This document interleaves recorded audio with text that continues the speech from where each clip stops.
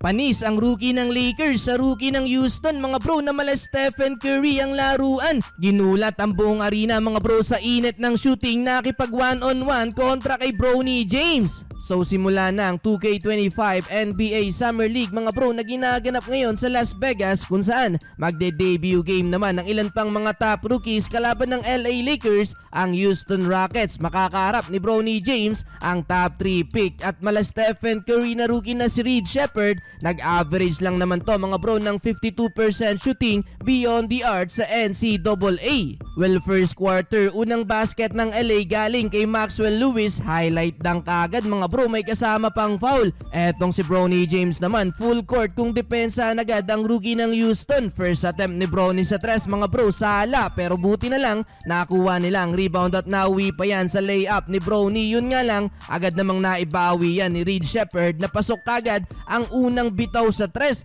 Delikadong maiwang libre ang player na to. Well, iisa pa sana si Bronny James, kaso butata na ang inabot niya. Pero heto mga bro, napahiya naman ang rookie ng Houston nang ma-ankle break ni Tommy Kuzi na ipasok pa ang 3 points. Yun nga lang, sa play naman na to mga bro, na turnover naman ni Bronny ang bola na nauwi pa sa puntos ng kalaban. Parang inangasan pa doon si Bronny James, pero halfway mark, abante ng tatlong Lakers, 3 points para kay Dalton Knecht. Aggressive pa din si Bronny James mga bro, nakabingwit pa ng foul sa ilalim. After nyan, heto gandang pasa ni Knecht sa ilalim para sa unang slam dunk ni Bronny James sa Summer League. Heto na ang pinakamagandang first quarter para kay Bronny, scoring 6 points with 2 rebounds. Nilabas siya under 4-minute mark. Humighlight pa ang Lakers, another nice assist para kay Knecht, 3 assists para sa kanya sa first quarter, pero naitabla nga lang ng Houston ang laban 26-26. Second quarter, nagpatuloy ang momentum ng Houston, 7-0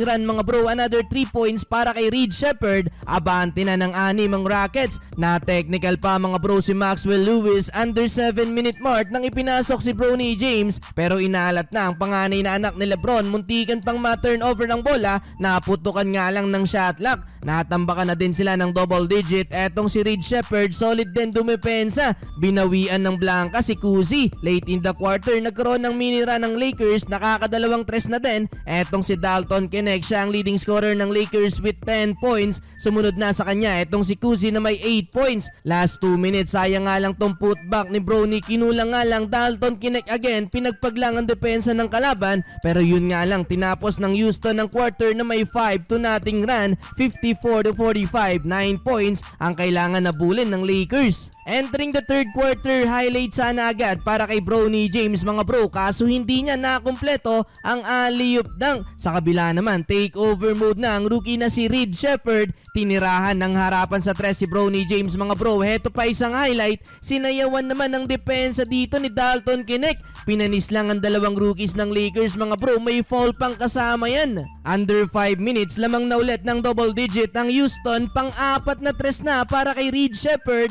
logo 3-pointer. Hiyawan na din ang crowd sa kanya mga bro, hindi pa din nagmimintes beyond the arc ang rookie na to ng Houston. 16 points na mga bro para sa kanya sa loob lang ng 20 minutes. Tambak na din sa third quarter ang Lakers. Well, fourth quarter, naglaro pa ang mga bro si Bronny James, pero hindi na nakahabol pa ang LA Lakers. Sa ulit, tinalo sila ng Houston Rockets, 19 points para kay Reed Sheppard, 6 points naman para kay Bronny James.